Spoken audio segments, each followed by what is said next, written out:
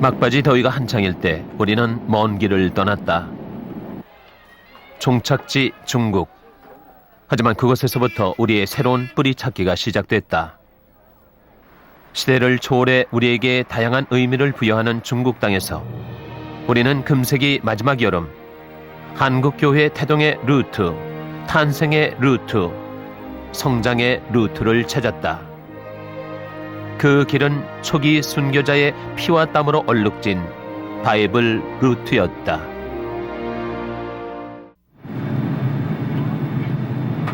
안내 말씀드리겠습니다. 손님 여러분께서 입국에 필요한 서류를 중국 땅에 남아있는 초기 순교자들의 발자취를 찾기 위해 모두 31명이 참여했다. 순례단 거의 대부분 성지 순례로 중국을 가보긴 처음이다.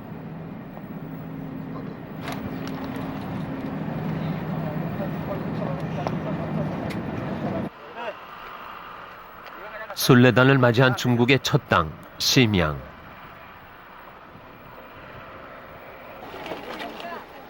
심양은 순례단이 초기 순교자의 입국 루트로 가는 첫 번째 지역이기도 하지만 한국 교회와 깊은 인연을 맺고 있는 곳이기도 하다. 중국 동북부 최대의 도시 심양. 봉천이란 옛 이름을 지니고 있는 심양은 1644년 북경으로 청나라의 수도가 옮겨지기 전까지 중국의 정치, 경제, 문화의 중심지였다. 중국의 여느 도시와 마찬가지로 심양의 거리는 개방 정책의 물결 아래 하루가 다르게 변모하고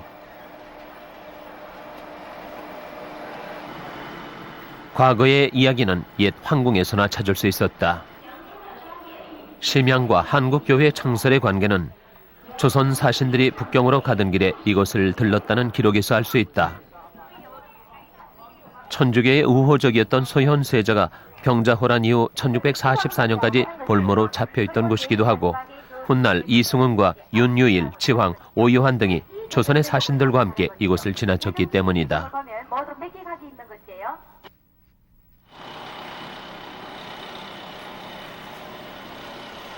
순례단은 본격적인 순례에 앞서 중국 교회를 방문하기로 했다.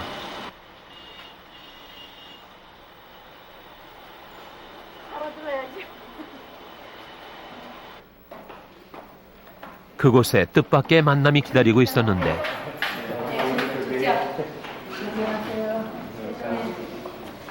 네, 김태현 주교님이십니다. 중국 교회 장상과의 만남이었다.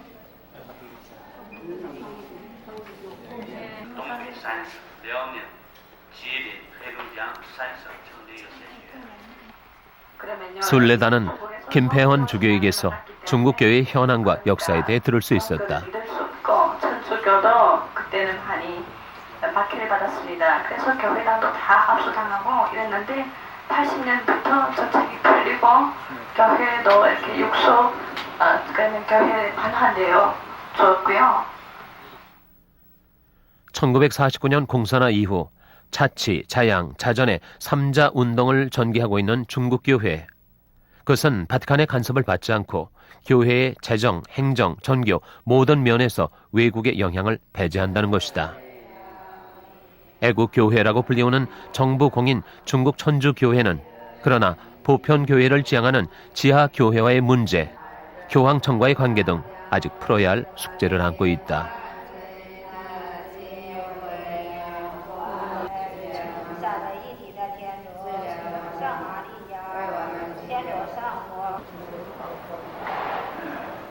순례단이 심양 성당을 찾은 날은 마침 성모 승천 대축일 다음 날이었다. 지하교회 신자분들이 와서 성당을 다 꾸몄거든요. 그래서 이 성당하고 저쪽 성당하고 나중에 한번 자세히 보시면 조금 다릅니다. 이렇게. 순례단은 지하교회까지 방문하는 행운을 얻었다.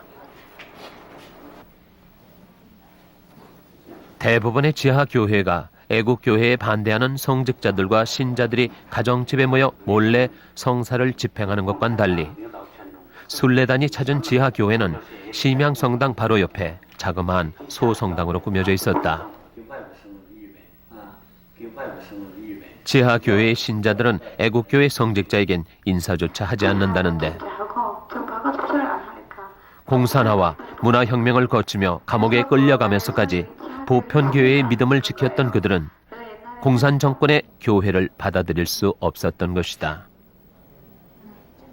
그렇게 반목의 골은 깊어갔다.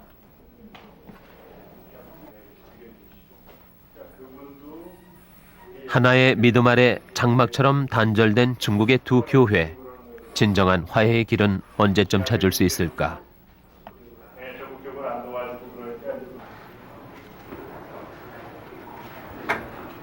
하지만 중국 교회의 희망은 정치 격변의 소용돌이 속에서도 신앙을 지켜온 중국 신자 한 사람 한 사람의 믿음에서부터 싹트고 있었다. 因为怎么说呢，也是白天锁门，所以说就是，晚上我下班时间，主任回家没什么事儿，说在这里边跪拜，那朝拜耶稣，耶稣是无所不在，是处处都在的，在这里边主要朝拜的耶稣就知道。 애국 교회든 혹은 지하 교회든 그들은 구체적인 삶 속에서 신앙을 증거하고 있었고 순례단은 그것을 직접 확인했다. 순례단은 심양교회 가까이에 있는 성모 성심 수녀원을 방문했는데 안녕하세요.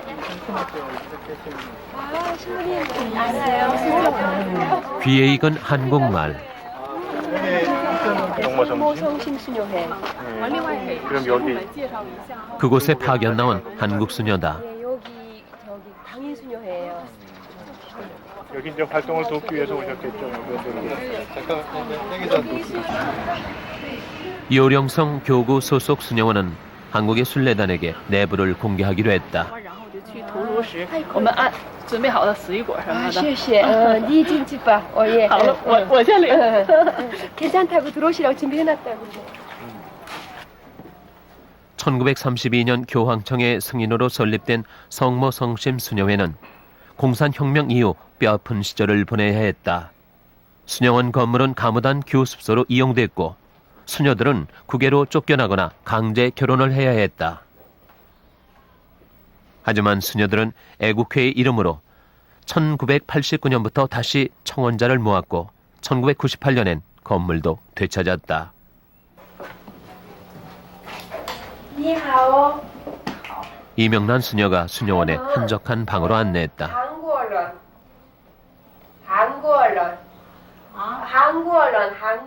공산혁명 이전 수녀원에 입회한 최고령 장수녀. 이 방의 주인은 중국 교회와 수녀회의 살아있는 역사다. 你看看你又他们走。刚才来了。你们好。 안녕하세요. 앉으시라고. 네, 반갑습니다. 반갑습니다, 수녀님. 중국의 수도에는 어떤 격변을 겪었는지 그 속에서 수녀들은 어떻게 사도직을 지켜왔는지 궁금했다. 하지만 순례단은 그에게서 아무 얘기도 들을 수 없었다. 그가 견뎌온 파란의 중국 교회사는 노환에 묻혀버린 것이다. 다시 만나자고. 예, 수녀님. 국외로 추방되거나 심지어 목숨을 잃기까지 했던 중국의 성직자 수도자들. 오늘의 중국 교회는 그 희생 위에 다시 피어난 것인지도 모른다. 寸草之心难见，愿为追随，然作 수녀원을 떠나기 전 뜻밖의 환송회가 열렸다.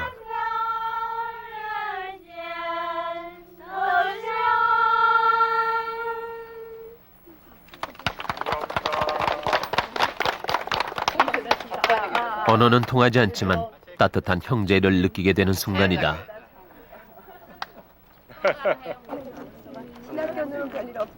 이 여기의 땅에서 신앙의 맥을 이어가고 있는 사람들. 언젠가 하나의 지향점을 향해 같은 걸음을 걸을 수 있으리라는 희망이 있기에 오늘의 이별은 새로운 시작이 된다.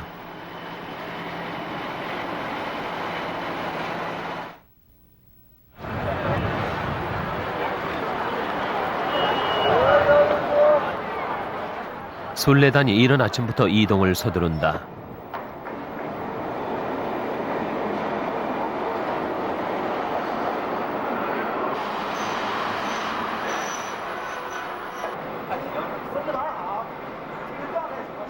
단동, 우리의 순례가 비로소 본격적으로 시작되는 곳이다.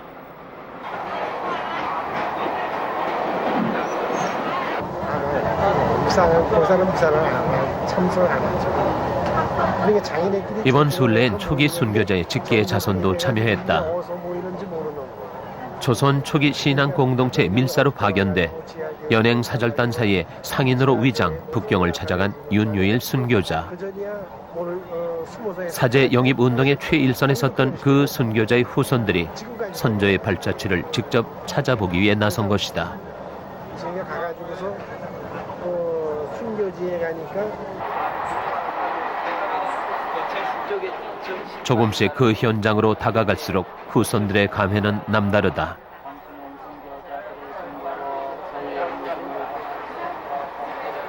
순례단의 최고령자 홍복주 씨. 고희의 그가 힘에 붙일지 모를 중국 순례에 나선 데는 순교자의 삶을 돌아보는 일외에 또 다른 이유가 있다. 54년 전 떠나온 고향 단동을 한번 보고 싶은 마음에서다. 이천 성지의 윤민구 신부. 초기 순교자 10억 시성 운동을 꾸준히 벌여온 윤 신부는 이번 순례를 기획하고 코스를 개발한 사람 중에 하나다. 굳이 중국 순례여만 했던 이유는 뭘까? 이번에 이런 순례를 통해서 중국의 우리 옛날에 200년 전 또 250년 전 그 이전에 그 사건들을 더듬어 보면서 중국 교회가 또 서양 선교사들이 우리 한국에 직간접적으로 이렇게 영향을 준 것들, 그런 것을 생각하고 또 그런 것을 생각해서 우리가 노력할 때 우리 한국 교회가 앞으로 더욱 탄탄하게 이렇게 나아갈 수 있다고 생각합니다. 그렇기 때문에 떠나올 때 마음이야 다 달랐겠지만 순례단은 지금 이 순간부터 초기 순교자의 삶과 죽음, 그것 하나만 생각하기로 한다.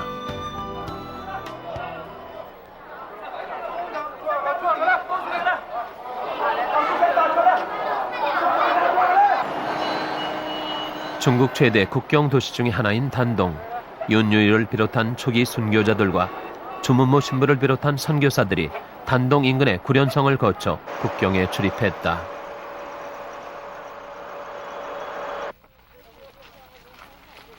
순례단은 국경 지점인 압록강 변으로 향했다.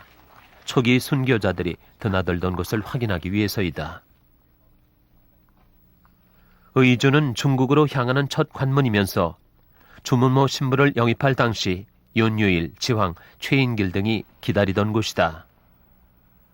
그동안 우리의 관심과 연구 대상에서 제외돼 왔던 초기 순교자의 입국 루트, 그래서 알려진 바도 거의 없었던 이곳을 처음으로 확인하는 순간이다. 평양에서 출발하면 이제 이쪽에서부터 이렇게 들어가가지고 의주에서 지금 뭐 확인은 안 되지만 저기 저 고족이 있고 그런 걸로 봐서. 근데 이제 그 전에 그 기록에 보면은 연행록이라든가 그 열하일기라든가 이런 데 보면은 이제 뭐 상인들이나 그런 사람들은 그렇고 양반들 그 사신들로 이렇게 택해줬던 사람들은 이게 강을 건너기 전에 압록강을 건너다 보면서 거기서 이렇게 말하자면 술자석을 하고 뭐 이렇게 그런 기록이 나오거든요. 그런 걸로 봐서 압록강을 건너다 볼 만한 지점이 저거밖에 없지 않은가. 예, 그러면 저쪽에서 조선 후기 인문 지리서인 여지도서에 의하면 당시 사신들의 입국로는 검동도라는 섬이었다.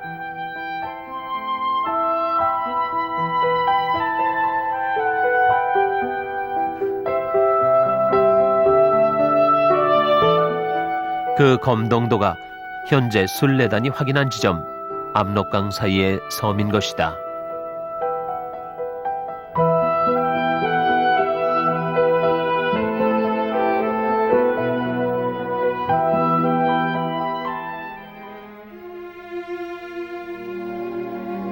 윤유일이 1차 북경 방문을 감행한 1789년 말, 사신단은 동상과 호환의 위험 속에서 북경으로 향했다. 그들 사이에 한데 잠을 자야 했던 윤유일의 고초는 어떠했을까? 하지만 더 큰 절박함은 밀사의 임무를 다 할 수 있을까 하는 두려움이었을 것이다. 바로 그러한 이유 때문에 저는 이번에 보내는 이 편지들도 혹시나 발각되지는 않을까 하여 두려운 마음에서 편지들을 비단천 위에 쓴 다음 그것을 다시 목화솜 속에 넣은 것이랍니다. 그것은 만에 하나 제가 밀사로 파견하는 사람과 같이 가게 되는 동행인들 중에서 단 한 사람이라도 어쩌다 저의 밀사가 편지를 지녔다는 사실을 알게 되는 날에는 저의 새로운 그리스도교 신자들은 엄청난 박해에 직면하게 될 것은 물론 초기 순교자들이 목숨을 내놓고 건넌 곳, 생과 사의 갈림길이 됐을 이곳을 오늘에서야 찾아왔다. 여태까지 오면서 보니까 하도 거리도 멀고 또 여기서도 지금 보니까 상당히 험악한 입장인데 그 당시는 더 험악했으리라 믿는데 그를 사선을 돌파했을 때 얼마나 힘이 들었겠나. 온갖 고초를 다 겪으시면서도 여기를 갖다 건너오셨다는 거, 지금 200년이 지나서 지금 저희가 여기서 와서 보니까 정말 눈물이 아쉽니다. 저희도 이런 신앙을 갖다 전수받아서 정말로 우리가 그 선조들의 신앙을 조선의 올곧은 신앙을 전파하고자 수없이 넘나들던 것. 강 건너편까지 가볼 수 없는 현실이 순례단에겐 또 다른 안타까움으로 남는다.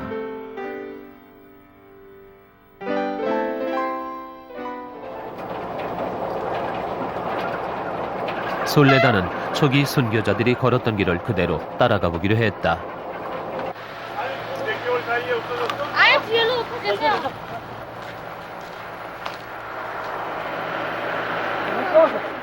구련성, 연행 사절단을 따라 나섰던 초기 순교자들이 의지를 떠나 압록강을 건너 도착했던 지점이다. 당시 북경까지의 입국 루트를 살펴보자.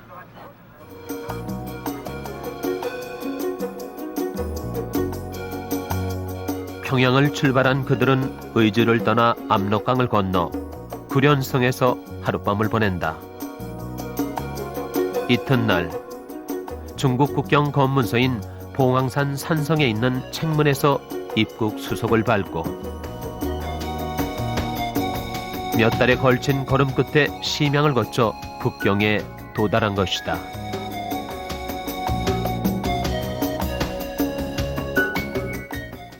이렇게 이제 써 있었는데 지난 5월 달까지만 해도 우리 6월 달에 답사 올 때까지만 해도 요 위에 이게 잘 있었는데 이게 어떻게 자연적으로 그런 건지 누가 의식적으로 그런 건지 몰라도 이거를 이렇게 부러뜨려 놨네요. 그렇게 통과하신 거예요. 그래서 오늘 이제 우리는 이제 말하자면은 우리 뭐 사학자들이 혹시 뭐 그것을 찾아보러 왔었는지 그건 잘 모르지만 적어도 한국 교회에서는 여러분들이 처음으로 이렇게 순례를 가는 겁니다. 우리 순례 옛날에 우리 선조들이 걸으셨던 길을 우리가 처음으로 가는 겁니다.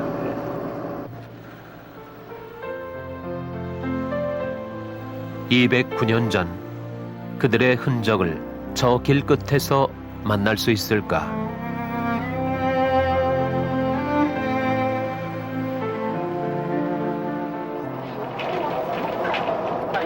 순례단이 봉황산에 도착했을 때는 산 그림자가 길게 늘어졌을 점. 봉황산 아래쪽엔 당시 국경 역할을 하는 책성이 둘러쳐져 있었는데 순례단이 찾은 이곳 어딘가엔 사절단의 신분, 인원, 물품 등을 일일이 조사하던 삼엄한 국경 검문소, 책문이 있었다고 한다. 위치에 있는 곳입니다. 여기 어디에 책문 있고, 그러니까 사신들이 들어가는 문이 있고, 이것이 우리 여기가 심양에서부터 왔죠. 이렇게 끝까지 여기 지금 다 종이가 모자라서 못 그렸는데 이렇게 해서 여기가 산해가 만리장성 끝나는데 거기까지. 그 책문은 과연 어느 지점에 있었을까? 도대체 이 문이 어디 있었겠는가 생각을 해볼 때 문이 이쪽에 있었을 것이 틀림없습니다. 그렇죠? 어떻게 보면은 이 고구려성 우리가 지금 보이는 거하고 이쪽하고 이 중간에 어디쯤에 있을 수도 있습니다. 그렇죠? 그러니까 아까 우리 하지만 순례단이 찾은 봉황산 입구 그 어디에도 당시의 흔적은 남아있지 않은데 마을 촌노들이 하시는 이야기가 이 지역 전체가 변문이었다고 하고, 변문이고 이전부터 변문이었고 지금도 변문이라고 하고, 초기에 이 봉황산성 주위에 변문이 들어서서 방책을 쓰고 울타리를 만들어서 이 사신들을 받아들였고, 후기에 지금 마을 중심가에 있는 시외버스터미널 공터에 변문 자리를 옮겼다고 이야기하시는 걸로 봐서 아마 이 지역이 과거 우리 윤유일 순교자를 비롯한 초기 순교자들이 지나갔던 초기 조선교회 신자들이 밀사들이 지나갔던 변문 장소가 아닌가 추정합니다. 외국인 출입에 엄격한 것은 물론 당시 중국에서도 천주교를 금했던 상황으로 미뤄볼 때 밀사로서 이 길을 통과해야 했던 초기 순교자들은 얼마나 마음을 졸여야 했을까. 빠르면 4개월, 길게는 5개월에 이르는 길. 바로 초기 순교자들이 숨죽여가며 조선 천주교회의 역사를 세운 그 길이었다.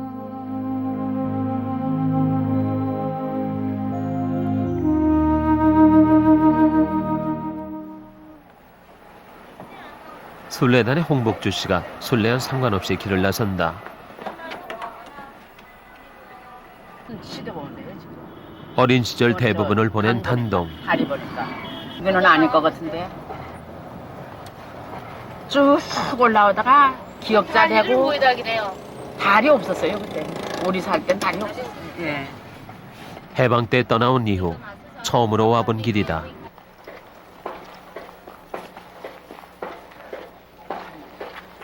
나 이쪽은 도대체 생각이 안 나. 여기 보세요. 이 뚝이 이렇게 돼 있어요. 저쪽으로 이렇게 올라오다가 돌아서면 이제 우리가 물어 고향 동네를 찾아봤지만 기억 속의 마을은 어느 곳에도 없다. 이건 그전부터 내려가실 텐데. 그전부터 이렇게 있다가 이렇게 돌아서는 구간이에요. 옛날 집들 여기 이런 집들밖에 없죠, 뭐 이제는. 그냥 돌아가기 아쉬워 또 다른 길을 찾아보는 홍복주 씨. 여긴 다 진 모양인데. 아파트 저 뒤에요. 저 뒤에는 다 새 집이에요. 새 집이죠? 네. 그래 우리 집자리는 다 걸렸나 봐. 다 헐었어요. 이 자리밖에 없어요. 집터가 헐린 사실만 한 번 더 확인했을 뿐이다. 저기 옆에 가서 좀 보고서 그거 좀 갑시다. 살아서 다시 한번 이곳에 올 수 있을까? 하지만 역사는 기억하는 자의 몫이다. 변하고 변하지 않고는 그들에겐 부차적인 것인지도 모른다.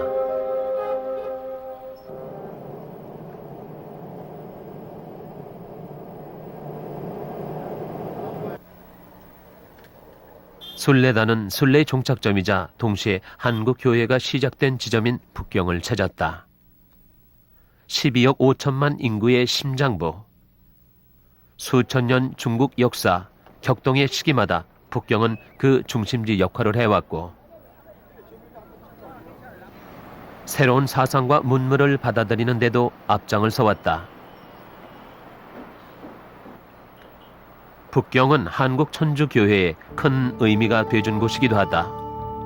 1831년 조선교구 설정 이전까지 초기 신앙 공동체에 있어 교리의 전수와 성직자 영입운동의 대상이 되어온 곳이기 때문이다.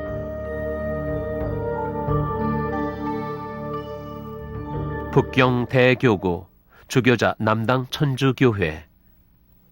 조선의 연행사절단이 새로운 서양 문물을 접하기 위해 들른 곳이 바로 동당과 남당이다. 사신들은 서양 선교사와의 접촉을 통해 서양 문물을 비롯한 서학을 조선에 전래하는데 1644년 소현 세자가 아담 샬 신부를 1765년 홍대홍이 할러스타인 신부를 만난 곳도 모두 남당에서였다. 후에 남당에선 구배와 주교 등이 윤유이를 비롯한 조선교회 신자들의 끊임없는 요청에 의해 조선에 선교사를 파견하는 문제를 구체적으로 논의하기도 한다.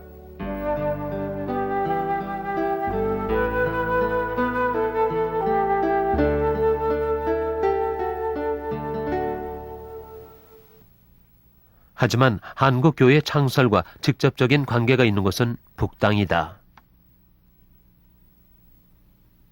한국 최초의 신자가 된 이승훈이 세례를 받은 곳이기도 하고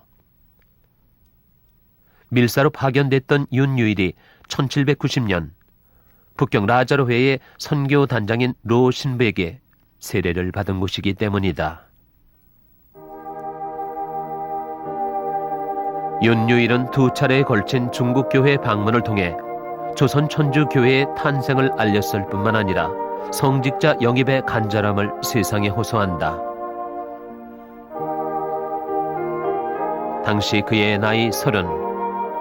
사선을 뚫고 북경을 오가던 헌신적인 노력과 참된 신앙에 대한 그의 열정에 북경의 선교사들은 마음을 움직인다.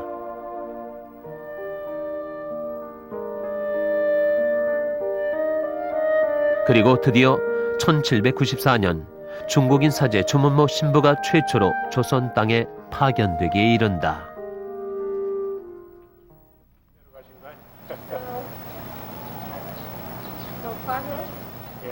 순례단은 먼저 주교자인 남당에 들렀다. 윤유일이 구배아 주교에게 견젠 성사를 받기도 한 남당. 아니겠지만 옛날에 여기에서 이제 구배아 주교님도 사셨고 그다음에 주문모 신부님이 공부하시고 그런 것도 여기일 것이죠. 남당에는 반가운 얼굴들이 있었다.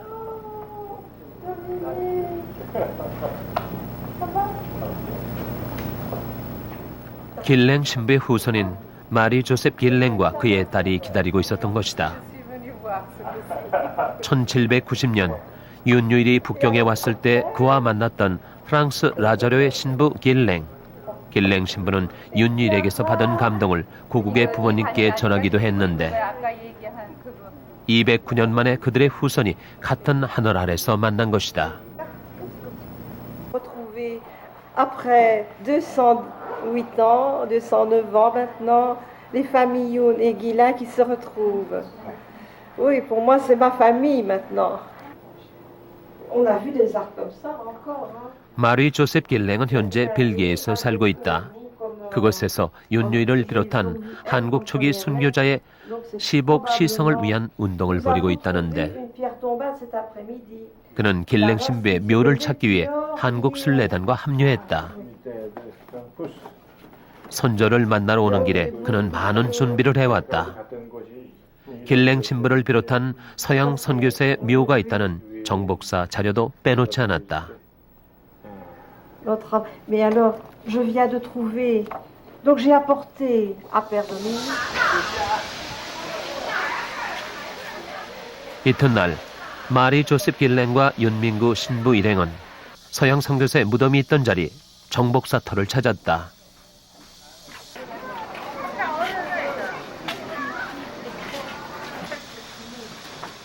하지만 그곳엔 이미 오래전에 공장 건물이 들어섰다.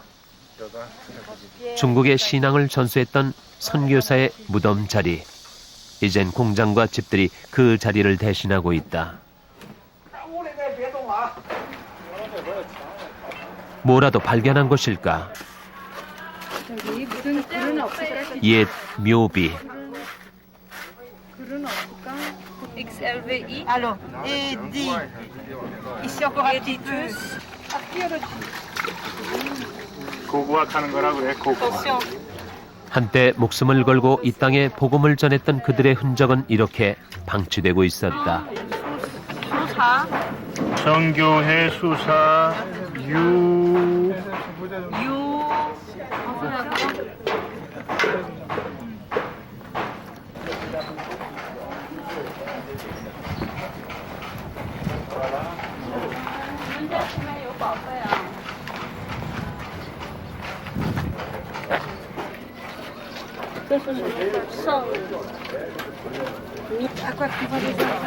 주교의 것이라고 추정되는 이 비석은 지금은 여염짓 디딤돌로 사용되고 있었다. 이곳 어딘가에 선조의 시신이 묻혀 있다는 사실에 안타까움만 더해진다.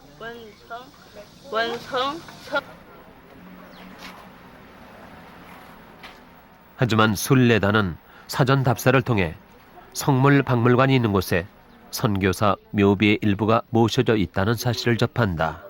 내가 잊어버렸는데 신학교를 세우셨어요. 그래가지고 중국인 사제를 많이 양성하셨어요. 중국의 신앙을 전했고 이젠 묘비만으로 그때의 이야기들을 전하는 초기 중국 선교사들의 흔적. Marie Joseph, finalement. Qui est? Elle est belle. Qui est? Oui. 예, 마침내 우리 비일랭 신부님.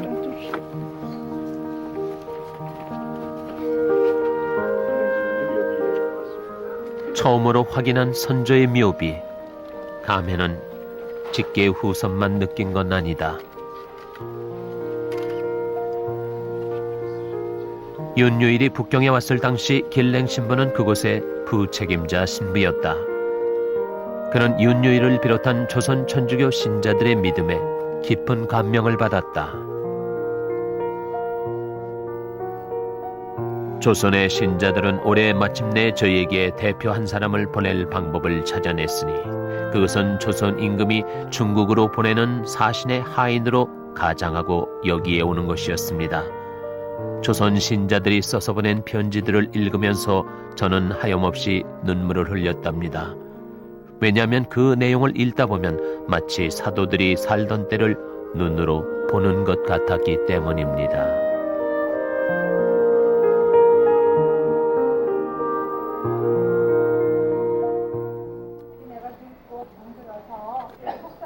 한국교회의 창설을 위해 애썼던 많은 사람들.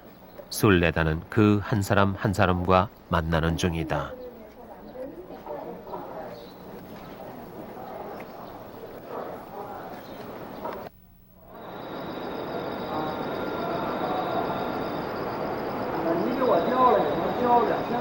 중국의 마지막 밤. 세례 갱신식과 혼인 갱신식이 거행되는 자리.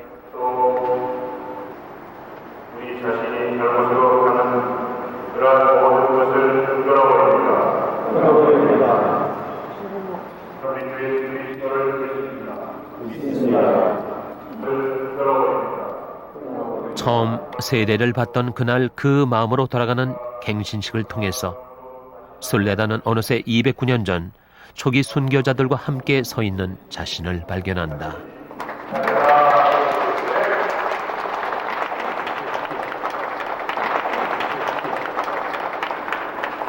죽음과 맞바꾸며 시작된 한국 천주교회의 역사를 증거할 수 있게 됐다. 그리고 새로운 천년기를 앞에 두고 아직까지 우리가 하지 못한 일들을 깨닫기 시작했다. 윤유일 바오로와 강완수 콜롬바 및 그 가족 동료 그리고 주문모 양보 순교자가 하루빨리 시송되도록 허락하시오. 또한 초기 순교자들도 같은 하늘에 들 수 있도록 많은 은총과 도움 주시오. 이국 땅에 묻혀있던 순교자의 피와 땀으로 얼룩진 길을 걸으며 순례단은 이제 그 일을 시작하기로 한다.